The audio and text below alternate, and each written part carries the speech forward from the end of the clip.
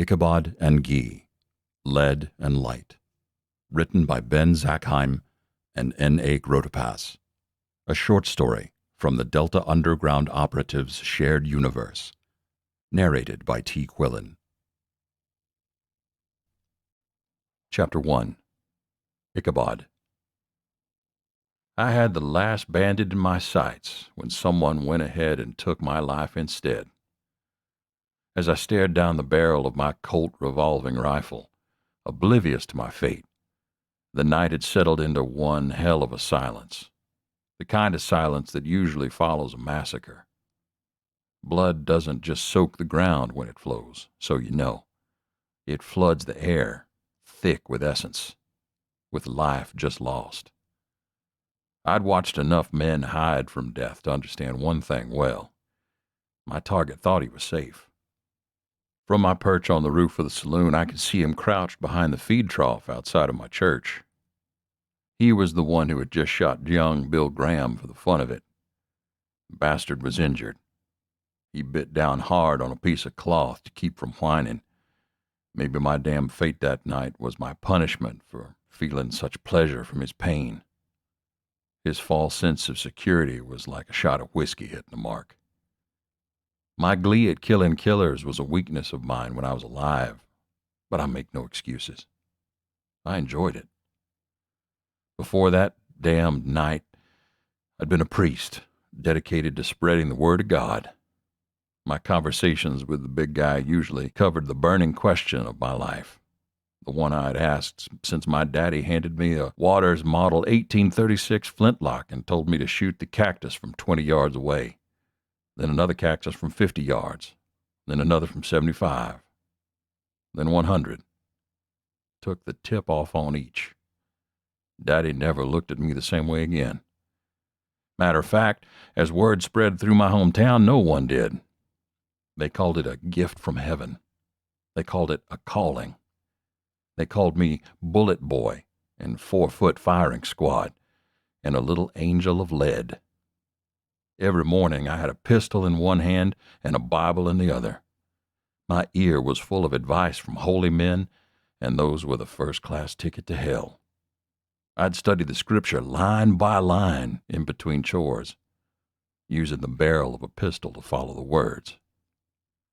My personal bond with God grew stronger as I got older. His followers all have their own conversations with him, ask their own questions of him. Me, I just yearned to understand one thing. If he'd given me bullseye aim for a reason, what did he want me to do with it? Might not come as a surprise, I suppose, but he didn't answer. So I found my own way, in my own time, with my own choice of friends and mentors and nemeses. And after some years of running cattle, gunning for the wicked and saving souls with his word, I ended up in a small village in New Mexico with my own church, built by my own hand. I'd made my choice and concluded that my bond with the holy was in many ways even more precious than my sharpshooting. You'd never know it from the size of my flock, though. After 2 years of sitting on the front steps of my place of prayer and studying the book with the steady stream of iced tea from the ladies during the day and whiskey from the men at night, I'd accumulated a total of 4 worshipers, all from the same family. The Kearneys were a quiet lot, come in from the highlands via Alabama for reasons I only figured out after it was too late. They didn't worship in a way I could direct. They more huddled. They helped me take good care of the church, rarely saying a word under the guise of not speaking English. I knew better, though. Their oldest daughter, Sarah, matched me by age. She took a liking to me from halo. Her English was better than mine, though her thick Scottish accent made her sound drunk to my ear. Sarah and I spent a lot of time together. We enjoyed each other's company and saw the same shady humor in the same dark places. If it weren't for the fact that women ranked number 3 behind God and guns, I would have met her halfway, no doubt. But things were as they were, and there was nothing I could do about it. Until I had that damn bandit in my sights. His gang had been terrorizing villages in the area for almost a year by the time they rode into my town.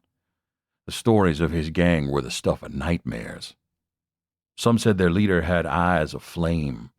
Other stories claimed the bandits rode horses from hell itself, with hooves that shook the ground hard enough to bring down buildings.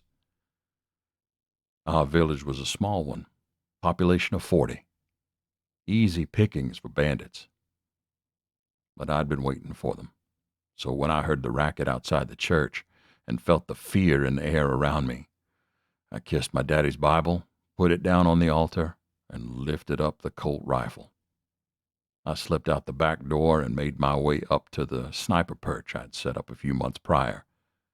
The calm that came over me as I maneuvered my own plan was beautiful. It felt like a prayer, but instead of hallelujah, each prayer would end with the smell of gunpowder. The biggest one of them went down with a cracking headshot. He slipped sideways on his saddle and caught his feet in the stirrups. He ended up upside down as his horse made like lightning and dragged the villain from the village. He leaked his long red streak across the dirt of our road and painted the town red, I suppose. The other 3 tried to get a peg on me, but I'd planned for that. They shot at the dummy on top of the general store that I'd made from juniper and the old clothes I'd first rode into town wearing.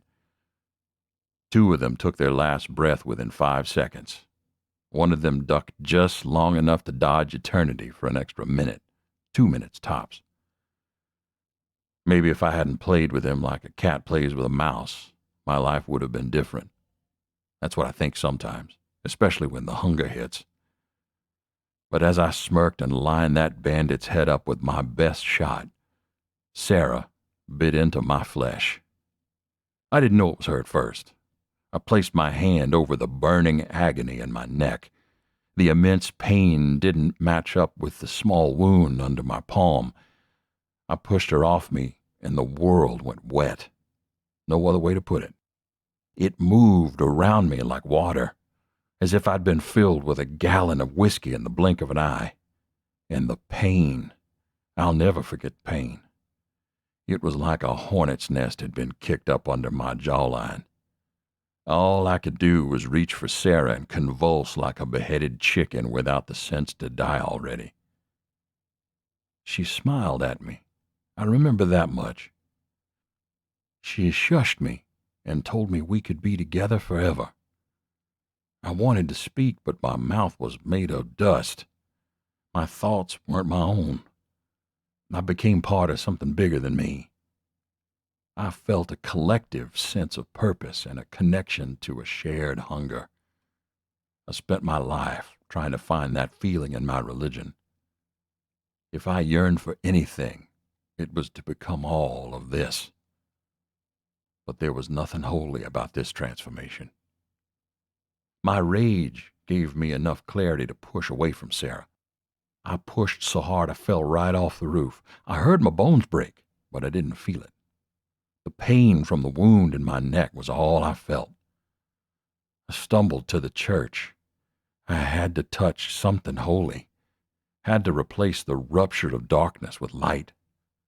A man stepped in front of me. I knew him from a past life. Was he a friend? He shot me. I shoved him out of the way. The sound of his bones breaking made me smile. As I stepped over his body, I remembered him. He was the bandit I had just had in my sights. Chapter 2. Guiel. For some, heaven is sparkling and magical and glorious. For me, it was no better than hell. At least, what I imagined hell would be. As an angel, I could never set foot in that place, not without losing everything first and revoking eternity. Though heaven and I didn't quite get along all of the time, it was still better than hell. I hurried through the colonnade just beyond the fountains and the park where ducks and geese floated along the glassy surface of the pond. imparting a peaceful sense to those enjoying the scene from their picnic blankets. Soon, I arrived at the saloon. Inside, Raphael waved me over to his table in the corner. Bottles glimmered on shelves behind a bar. Out-of-tune notes from a piano tinkled in the background. Recently deceased mortals laughed loudly at a table where they played a game of cards. They enjoyed the vestiges of their time on earth, relishing the glamorous perfection of what mortality had only hinted at. I saw through it. A heavenly replica of what existed on earth would never measure up to the real thing. It was like a cardboard set piece when I knew somewhere the real thing waited to receive me with its dust and decay. I longed for the imperfection of a saloon like this one, yet crafted by mortal hands. I bowed my head to Raphael, but I didn't sit down. I wouldn't, unless invited to. "An assignment for you, Guiel. My sire, Metatron, has asked me to send one of my emissaries. I know how much you enjoy your time on Earth." He gave me a look that let me know how odd I was. Something hopeful bubbled in me at the mention that I would be dispatched to Earth again. Existing outside time became monotonous for me, somehow, despite the contradiction. "What is the assignment?" I asked my sire angel. Raphael looked at the palm-sized crystal in his hand. "Reports of several wounded humans. Go to them. Heal and comfort those who've been given an extension by the accountants. Sit with and comfort those who must die." "As my sire commands," I said, taking the crystal from Raphael's outstretched hand. "Perhaps when you return from this assignment, we could discuss your ascension to another tier. You have continuously performed your duties. Soon you will never stray." My eyes widened. I wasn't expecting that, nor was I prepared to hear it. I cleared my throat. "No, I have never strayed. I only seek to fulfill my duties to heal, comfort, and at times defend." These lies would condemn me if Raphael could see into my soul. But perhaps if I spoke the words, they would change what existed within me. They would work like a spell to transform the rebellion against the unchanging now, the perfect present, the endless gleam of eternity. "Go, then. We will speak again when you return." Raphael dismissed me, and I left the saloon. Mortals had become predictable over the millennia. I'd seen their egocentric nature and understood it from the position of an observer. It wasn't noble or flattering, but it was mysterious, enigmatic, and I wanted to touch it with both hands. I wanted to dip my toes into it. More, actually. I wanted to baptize myself in it, and perhaps feel it from the inside out. I wanted to understand it. I ran a hand through my hair that would never become greasy or encrusted with sweat and the sands of a desert wind or the salt of an ocean breeze, and sighed. I looked forward to this visit, but I knew what waited for me. The ache of never being part of the circus of life on earth.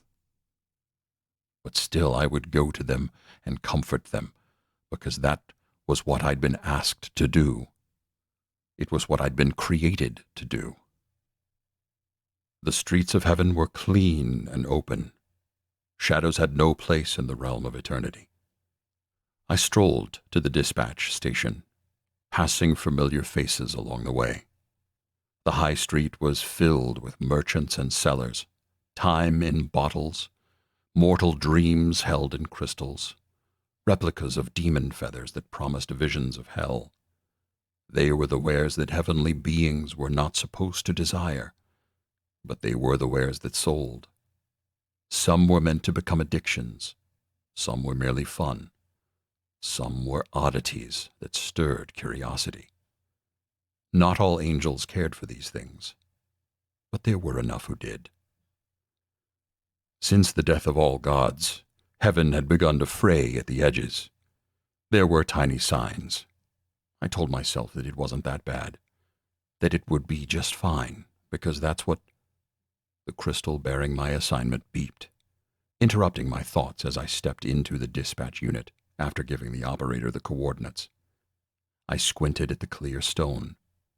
"New assignment," I called to the operator at the control console, his hand hovering over a crystal button. "Cerrillos, New Mexico. A small church." Finally, I sighed in relief as the one-room church appeared before me. Earth, the fly in the ointment, the variable that gave meaning to everything. Nighttime, fragrances of dirt, sagebrush, and the desert releasing the heat it had stored throughout the day filled my senses. Shadows were everywhere. Even that was a comfort, to step into darkness after so much time in the garish light of timelessness. A yellow glow spilled from the two windows on the front of the holy building.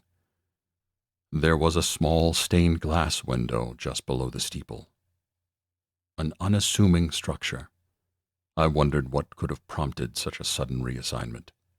I stared at it and adjusted my appearance. No wings at all. A faint halo, yes, and the wooden staff of black mahogany and Hollywood Raphael had given me eons ago. The doors opened softly beneath the faint pressure of my hand. I expected a congregation, perhaps, a funeral. Anything other than what I saw. A man who didn't quite seem like a man kneeled in front of the altar. His twisted torso leaned forward, bouncing up and down to the beat of agony or ecstasy. It can be hard to tell the difference in mortals. I crouched beside him. He groaned in pain as I arrived at his side. His face was wet, with tears or sweat from the pain I didn't know. "Save me," he rasped. I placed a hand on his forehead, then withdrew it in shock. It burned. My palm print was etched into his skin. Though comfort was one of my purposes, I couldn't give it to him. "You have been touched by hell," I said. I had seen the plague that was upon him before. He was in the midst of transformation, from mortal to immortal, living to undead, on the brink of endless existence and night, destined to require unceasing sacrifice to sustain a vicious half-life. My kind were forbidden from witnessing such a thing. We were never told why. I'd find out soon enough. I should have run, but I couldn't. Something stopped me.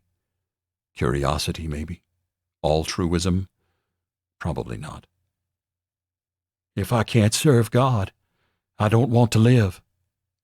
He spoke to me as if he knew what I was. "I cannot give you the life you seek. It's too late. It's gone." "Then kill me," he pled. "That is also beyond me." "Do something. This," he gestured at his face and teeth, which were changing shape, "is a curse. I'd rather die than go on as the kind of thing I spend my life fighting." I ached to help him. It was a strange feeling, with 4 or 5 dimensions that took up new space inside me. I could see the torment in his face, and knew that it was far worse than the torment my powerlessness was giving me. I wasn't used to being so impotent. "I'm bound by laws beyond anything you could understand. You see, you've done nothing so wrong that I should kill you to spare the world, and your life is already too far gone. I cannot resurrect the dead." "So you're telling me I'm screwed?" I forced myself to return his gaze. The horror and rage in his eyes pained me. I mustered a nod. His expression changed to disgust as he looked away from me. Then what good are you? I wasn't the one who got himself bitten. Raphael wouldn't choose me to ascend to another tier if he knew how often I lost my patience. Who are you? What are you? You prayed, and I came. Trust me, I prayed for more than you, fella. He keeled over as his fangs grew longer. I sighed and relented. I'm an angel. He spit out an arcing stream of blood. It hit the floor and sizzled. An angel? Then ask God to help. God is dead. That was not the kind of thing you say to a believer. Why did I want to hurt this man? This Ichabod, who had allowed himself to be bitten by the undead. Both his eyes flashed open. Fires flared deep inside them. I had healed many humans and had comforted thousands more. The chance to interact with them was one of the highlights of my life. They challenged me. Sometimes they surprised me, but this man was a new problem, and I wasn't sure how to assist him. There was very little I could do, but I wanted to do something. Sweat poured from his brow. He didn't have much time left. Whatever humanity was left in him was flowing from him like a flood. He gasped again, and then asked in a rasping voice desperate enough to make an angel feel guilt. Is God really dead? Chapter 3. Ichabod. The son of a bitch just stared at me. I was turning into a pawn of the devil, yet I had more faith than he did. The idea that I could believe more than an angel was just wrong. It filled me with an unearthly rage. It was a heat I'd never felt before. Get out of my church, I said with a cracking voice that was unfamiliar to me. The angel's expression didn't change, but I definitely picked up on some kind of discomfort. I suppose I'd made an angel angry. But if he couldn't spare me from my fate, then it was up to me to end the pain. As I heard the church door close behind him, I felt my essence leaking out. I knew I had to act fast. The church was filled with relics of my faith. To me, each of them held the promise of an unattainable purity. My only hope was to find a path to an eternal sleep through them. As I realized this, my eyes settled on the altar's crucifix. Sarah had crafted it over her first winter in the village. It was a small thing, but she'd carved its points to sharp tips. I didn't know why until that moment. Her family had been running from the undead. Crucifix was a spike. Her family's eerie silence suddenly made sense. Their long journey to the middle of nowhere, only to spend all their time in my church, was their last-ditch attempt to get away from a vampire. But the villain must have found them. He'd turned Sarah, and then she'd turned me. I couldn't find the strength to stand, so I crawled to the altar and yanked on the crucifix so hard that I brought the altar down on my head. The relic came loose in my hand. I gripped the short side of the cross in my hand, held it out as far as I could manage, and pulled it into my chest with a desperate strength. I felt nothing. No, that's a lie. I felt hunger. I smelled my prey. He was just outside the church.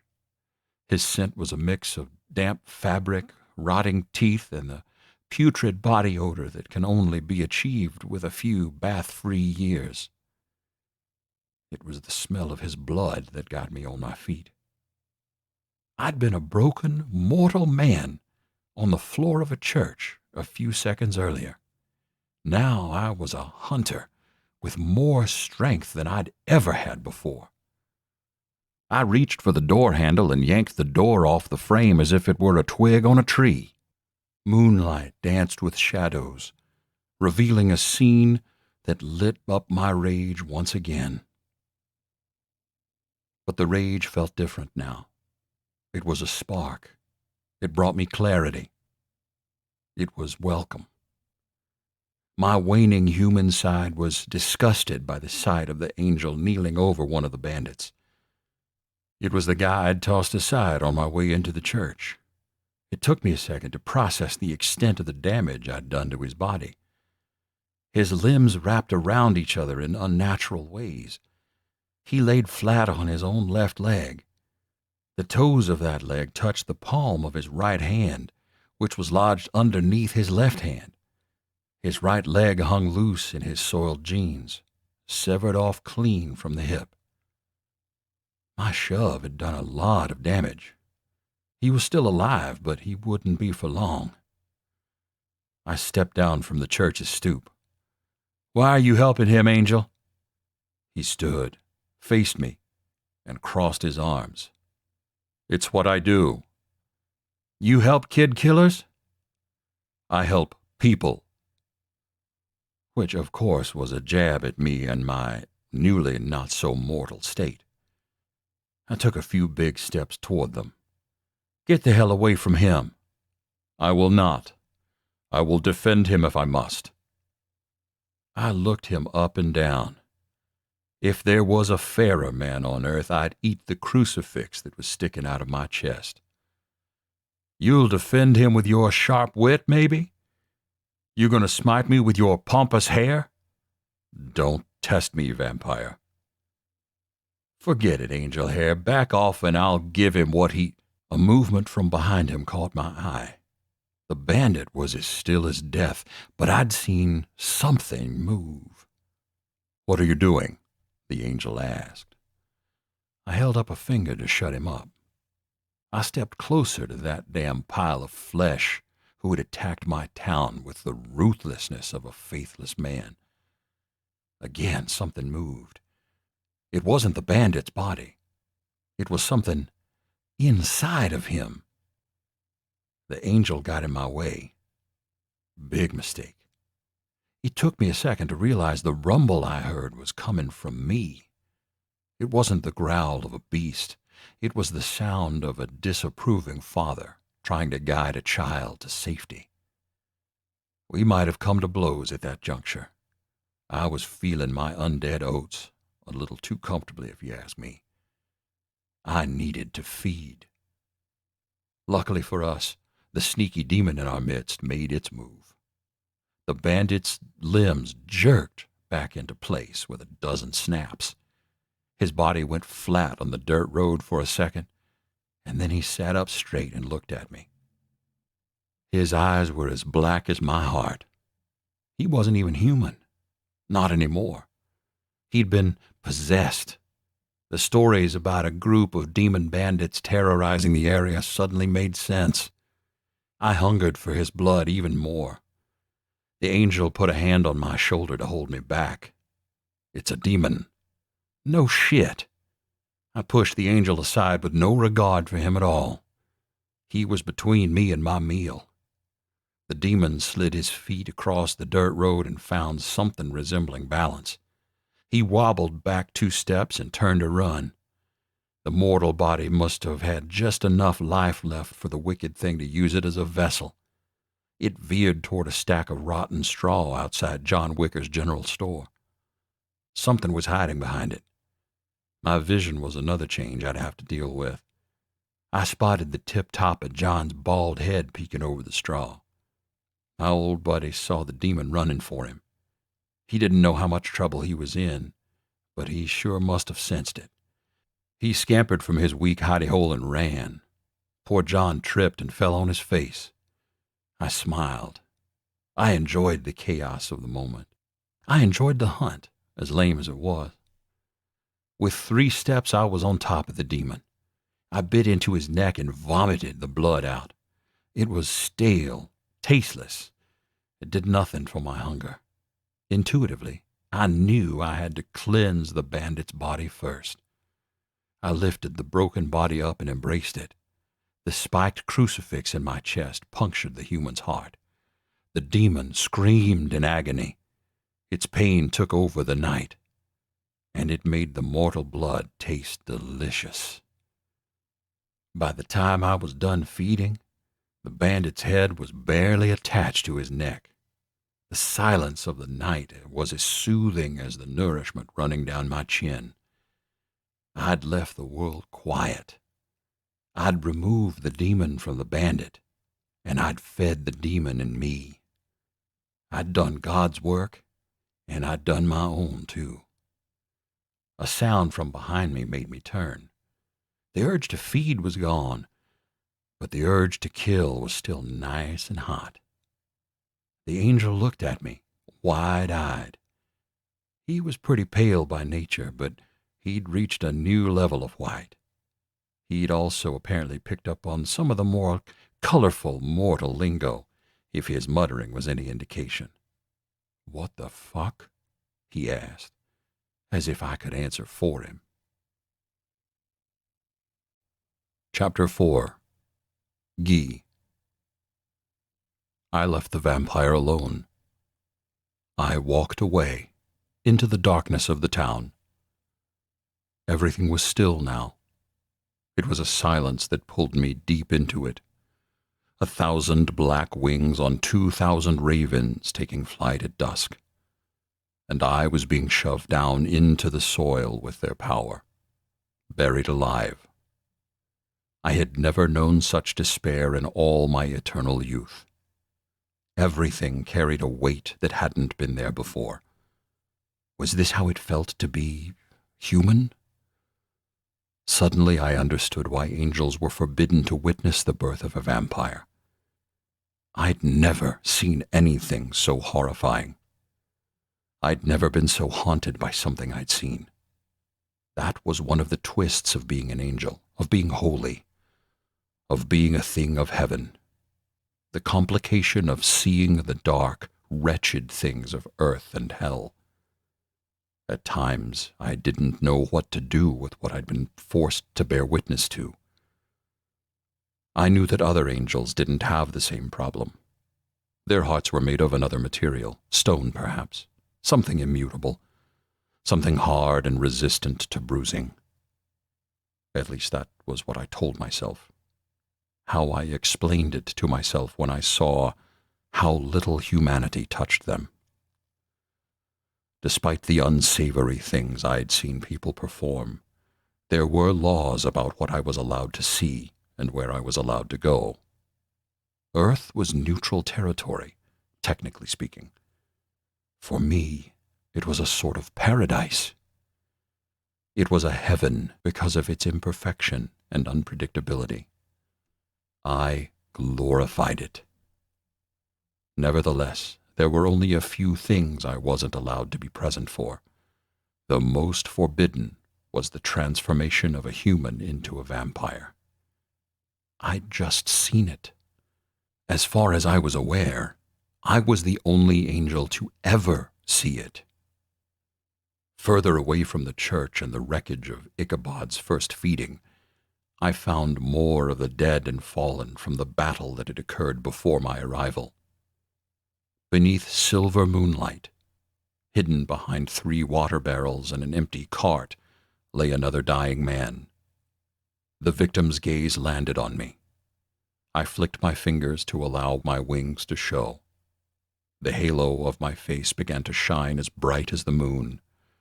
I would glow to the bandit as I approached him slowly, a vision of hope and comfort. I crouched beside him. He whimpered. His breath burst from him in short gasps. Smoke poured off his skin and from his wild eyes that flickered between me and the moon overhead. It wasn't smoke, but that was a word for how it appeared to me. In my calling, as an angel of comfort, I saw the pulse of life and vibrant essences that animated the living. When a creature of any sort was dying, it was even more clear and appeared as luminescent vapors that rose toward heaven. Most of the dying went to heaven. Hell was reserved for the damned, like Ichabod, wherever he'd run off to after his feast. Should he ever die, his soul would normally continue on in its eternal torment. Was it fate that I'd seen Ichabod's descent into the throes of darkness? I took the hand of the dying bandit. The muscles in his fingers immediately relaxed as his spirit slipped away with a great sigh. Humans didn't like to be alone when they died. Sometimes all they needed was a guide or a touch of comfort, and then they could let go. I folded his arm to place his hand on his chest and closed his eyes for him. It was chance, I suppose, that I'd been there for Ichabod's bleakest moment. But no matter how I tried to convince myself otherwise, I knew it would always feel like fate. Ichabod was a snag, a twist in the pattern. He introduced failure. He upset carefully laid plans that were bigger than me. That moment when Ichabod had straightened from his feast and looked over his shoulder at me was etched into my mind. As he turned and rose to his full height, his eyes had gazed out at me from within a blood-soaked face. Inside them, I'd seen 1,000 human emotions, plus hundreds of new ones, neither human nor animal. The hunger, the fear, the incomprehensible suffering of a soul at odds with its trajectory, its calling. I saw inside them something I'd seen buried in my own eyes countless times before. The longing to unite desire with reality. Did he extinguish desire to accept what was before him? Or did he find a way to change reality until it aligned with desire? I didn't understand what was happening to me. Ichabod was undoing millennia of precedent. He violated everything I'd known as law until that very night, when hell and its dungeons of suffering surrounded me like a stage in a play. It was as though I had entered a new realm. To my knowledge, nothing of heaven had ever seen the transition of mortal into hellspawn. It was unheard of. It wasn't done. I shouldn't have been there to witness such a spiral into the realms of darkness. And I had no idea how to manage what was happening to me. I was outside myself. Was I still an angel? Or had I too been touched by hell? Was I now fallen? The problem was alive within me as I turned around and made my way back through the dusty road of the town in search of the vampire. My feet crunched in the dirt in a noise of disruption, of a body disturbing the universe. It joined the chorus of crickets that had begun to chirp again. A whippoorwill cried out somewhere in the distance. A dog barked. The sound a lonely one that penetrated the stirring questions within my heart. As I got closer to the small church and the candlelight glow from its windows, something broke inside me. Something cried out in recognition of what Ichabod was experiencing. He was my brother in a way that no one in my own realm had ever been. I knew without turning it over too much within that I would offer help to Ichabod. I would wade into the deep pools of darkness that he was lost in and pull him out if I had to. If I could. Chapter 5. Ichabod. I fled the scene of my first meal. My footsteps disturbed a coyote on Graham's Ridge and sent it leaping away from me. I caught up with the confused beast as if it stood still. It stopped in its tracks, and I leaped over it. The bandit's blood still dripped from my face, leaving a tasty trail behind me. "Enjoy the snack," I yelled. My hunger was gone, but it had been replaced with a sure bet. I'd be hungry again, and soon. The idea of going through that pain filled me with dread. The idea of satiating that pain again filled me with anticipation. I didn't need to rest, but I did anyway. It was when I reached a summit that overlooked a stone structure shaped like a camel that it occurred to me how far I'd run. I knew that stone formation. I'd passed it on my way to my former home. I was in Wyoming. I didn't know how I'd gone so far so fast. I didn't know what had happened to my sense of time either. How could I not know I'd traveled hundreds of miles in a couple of hours? Had I been running longer? No, I would have known if the sun had risen. The sun. I'd been so lost in the rush of my flight that I'd forgotten about the sunrise. The horizon carried a silver line on its back. I didn't have long before the world would be flooded with light. I was but a fanged babe, so I didn't know if the myth about sunlight killing vampires was true or not. But I didn't want to stick around to find out. I ran for the camel-shaped rock formation. It was a landmark that travelers used to track their progress. The odds someone was camped there was high. That worried me. My concern was surprising. Before I'd fed on the bandit demon, I would have welcomed the idea of a sitting duck to fill my tummy. A lone camper in the desert would have sounded like a delicacy. Why was I worried I'd find someone there? My concern was for nothing. The area was clear. The only signs of life were a couple of old fires and tracks leading in every direction. I hiked up the hill to see if there was a nook I could huddle up in. Better than a nook, I found a cave in Camel Formation's butt. I got on all fours and crawled into the sweet darkness. Just in time, too. The sun's crown broke the mountain tops and spread an orange glow over everything. Yep, sun could kill vampires. Verified. Even the tiny sliver of light that crept through the cave's entrance made my eyes burn. I clenched my teeth and bit into my lower lip as I scrambled back as far as the stone would let me. I couldn't see very well, but I could feel the sun creeping closer to me. My feet warmed as the sun rose, and the smell of smoke overwhelmed me. I clenched a fist and slammed it into the cave wall. A chunk of stone as big as me cracked off. I shoved it toward the cave opening in hopes of blocking the light. It worked a bit, but not near enough. The sun spread to my shin. The pain almost made me pass out. I found just enough of a spark in my gut to slap the cave wall again. A bigger chunk fell this time, then a third, a bigger one. Then the whole cave fell in on itself. Shit. Now I've crouched in a small crawl space, barely big enough to hold me. At least the sunlight was gone. The fact I didn't feel nervous was a pretty good sign that the other myth about vampires and dark, tight spaces was also true. And apparently I could also see in the dark. The sunburn sting died down pretty quick, leaving me enough sense to wonder how the hell I'd get out of that spot. I didn't get a chance to think for very long, though. My multi-hundred-mile sprint had taken it out of me. I slept. From a timeless darkness, I woke to the sound of voices. I could smell two men, bad whiskey, and the wood of a guitar. The hunger descended on me like a stomach flu.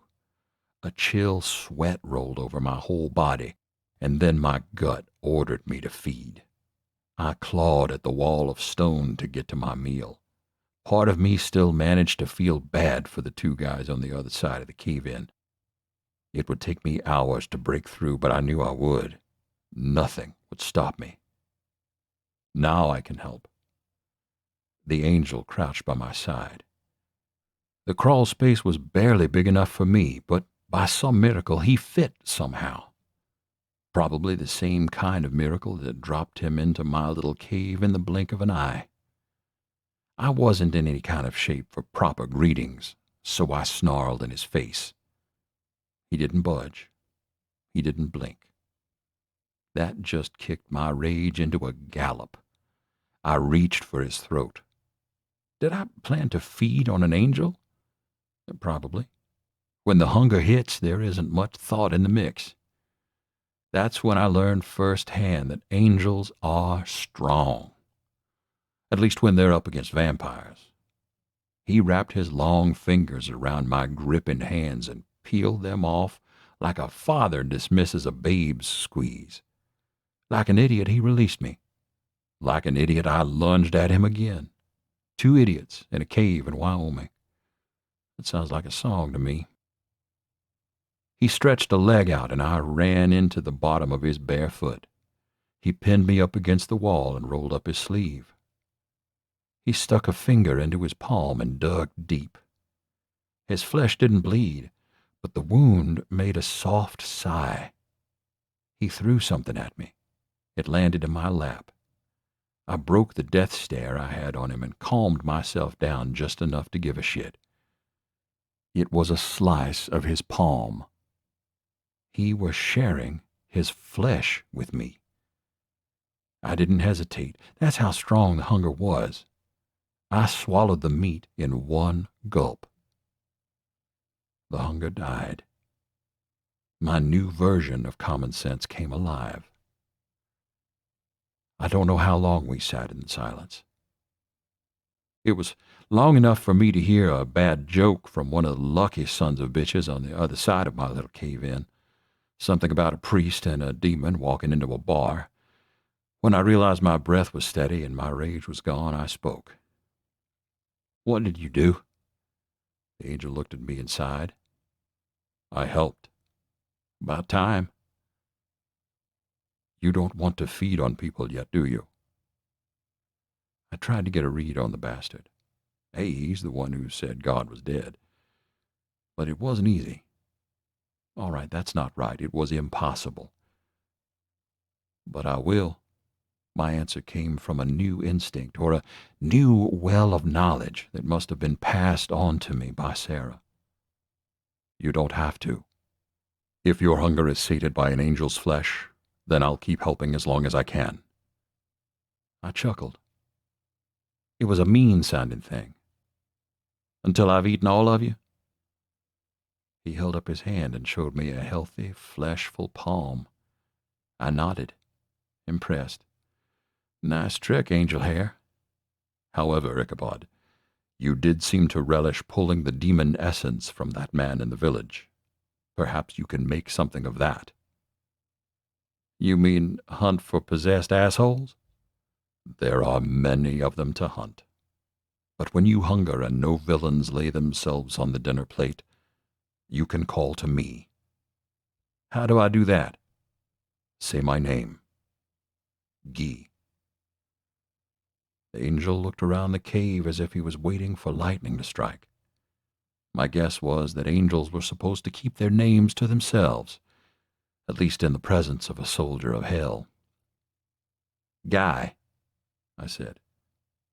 Guy. I didn't hear the difference, but I tried. Guy. Guy. All right, keep your wings on. I'll figure it out. He glanced at me sideways. I think he was rethinking his kind offer. Tough shit, I knew his name. He made his promise. You must tell no one about our arrangement. Do you understand? Sure, I understand. He got to his feet and stood over me as if the 4-foot-high cave ceiling wasn't even there. I couldn't quite make out how he did it. Again, magic or a miracle. Guy turned to leave or disappear or whatever he was going to do, but I stopped him with, "What are you?" I didn't know why I asked him such an obvious question. He'd already told me, after all, but when he answered, "I'm an angel," I realized what it was I wanted from him. "But you said God is dead." "He is." His eyes went wide, as if he guessed what my next question was. It was the same expression that sheriffs probably recognize in a criminal's face when he accidentally confesses. "Well, I'll ask again, Guy. If God is dead, then what are you?" Chapter 6. Guy. From the roof of the Chelsea, I watched the city. Carriages rattled through the streets below. Voices and the cries of children floated through the late afternoon air. Cooking fragrances and animal smells drifted to me. I couldn't go back to heaven just yet and report to Raphael. It was possible that everything I'd just experienced was visible in my face, in my eyes. And angels were blessed with many eyes. Eyes designed to pierce multiple layers, the minds and hearts of men in the present, the past, the future. They could see motive and desire in the single flicker of a glance if needed. If God is dead, then what are you? I don't know, I thought bitterly. I sighed and crouched between two chimneys, with my shoulder leaning up against the red brick. The day was waning. Shadows grew long and cloaked the streets in softened colors, and I was restless. Rising, I floated down to the street and lost myself in the pedestrians, horses, and carriages. I concealed all signs that I was not of this world with a wave of my hand. Life passed me by in a bustling cacophony that only muted the tempest in my mind. The strains of a choir singing hymns filtered out from a nearby church. The holy promised a welcome embrace that should comfort a troubled angel. Instead, I wandered toward the raucous laughter and the discordant sounds of an out-of-tune piano in a nearby tavern. Within, tall shelves behind the bar were lined with bottles of liquor that twinkled under gas lamps. Men in jackets and hats played card games or conspired and laughed together at various tables. The bartender noticed me and nodded. When he spoke, he shouted to be heard over the noise. "Something to drink?" he asked, wiping a towel over a glass as he cleaned it. "Whatever you recommend," I said, sauntering over and leaning against the bar. "Whiskey, from the old country." He pulled a bottle down and began to pour. He pushed the glass toward me. I nodded and took it. "Thank you," I said. "Wave me down for a refill when you're ready." I smiled and lifted the glass to my lips. Turning, I watched the room and drank the whiskey. I wanted to forget Ichabod, but could not. Studying the humans in the tavern made me realize that I did not understand what had happened in that small cave in Wyoming. It would likely trouble me for ages. The jaunty tune of the piano ended. A few men clapped and cheered. The player bowed slightly, adjusted his jacket, and immediately launched into another. The new song was a haunting melody I had heard years ago in Vienna by a composer suffering the tragedy of losing his hearing. I understood the sadness in the notes better now than ever. Simple, yet provocative, the melody pierced me as though it had been written to accompany the disquiet inside me, raised by the touch of hell and Ichabod's final question. I reconsidered the judgments I'd made about the pianist as he put himself into the piece, playing with feeling and captivating the room entirely. I closed my eyes and listened. Angels didn't have hearts that pounded and throbbed and guided them in the same way that a human did. My heart was a pool of angelic essence, a reservoir that held eternity fast against the flow of time. Ichabod had tasted the light that separated the darkness back when the gods first spoke into the void. It was alive in me, and it was alive in that slab of my palm he'd munched on like a starving orphan. I swallowed. My neck still smarted from where he'd attempted to strangle me. The touch of his skin had burned me, and I was irritated to find out that I could still feel the lingering effects of his touch. He was difficult to like. Perhaps the first human I'd ever wanted to hate, and an altogether ornery cuss. But who could blame him? His god was dead, and he'd been turned into a thing of hell. In perhaps the most enigmatic twist of fate, The light of heaven was inside him now because of our meeting. Because he'd become a vampire. He had to lose eternity to gain it. That had to hurt. I'd done what I could, and only hoped that it could sustain him through the dark curse he now bore. Despite how much I didn't like the bastard, maybe he'd really call me when he needed me. I wasn't sure I would want to answer. I opened my eyes as a new feeling emerged from the timeless well that was my soul, feeling repelled yet pulled toward a human at the same time. Well, shit. I glanced around the tavern and saw a few men surreptitiously dabbing at their eyes as the song wound to a close. For the first time ever, I felt that I truly saw the humans before me. The end.